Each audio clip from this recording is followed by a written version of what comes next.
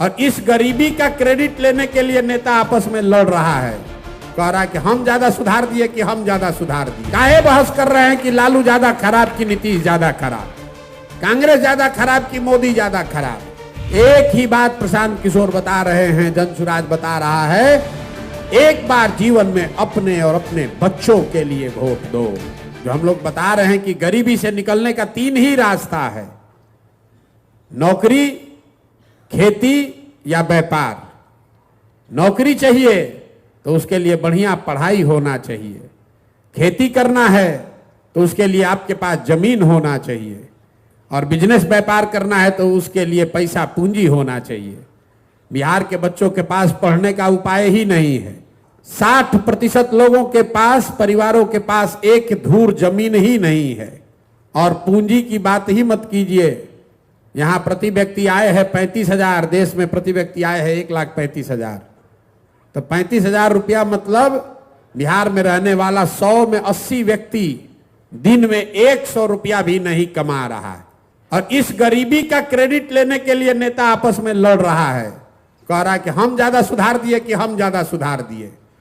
इसीलिए हम लोग कहते हैं कि सबकी बात को सही मान लीजिए। मान लीजिए कि कांग्रेस ने बिहार में 40 वर्ष बहुत विकास कर दिया। ये मान लीजिए कि लालू जी के राज में सामाजिक न्याय मिल गया, गरीबों को, पिछड़ों को आवाज दे दी गई। ये भी मान लीजिए कि नीतीश और भाजपा के राज में सड़क बन गया, बिजली आ गई।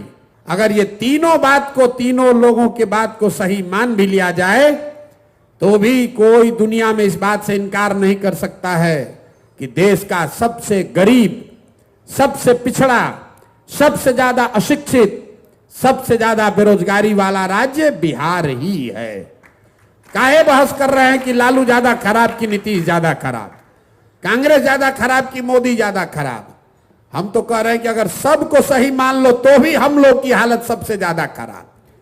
इसलिए यह व्यवस्था बदलनी चाहिए। बदलनी चाहिए कि नहीं चाहिए? चाहिए कि नहीं चाहिए भाई बताइए। यही तो बात आपको सीखना है। पीके की बात क्या है? यही बात है। एक बार जीवन में आपने जाति पर वोट दिया, आपने विचारधारा पर वोट दिया, आपने दलों को वोट दिया, आपने व्यक्ति को वोट दिया, आपने चेहरे को देखकर वोट दिया। एक ही बात प्रशांत किशोर बता रहे हैं, जनसुराज बता रहा है, एक बार जीवन में अपने और अपने बच्चों के लिए वोट दो।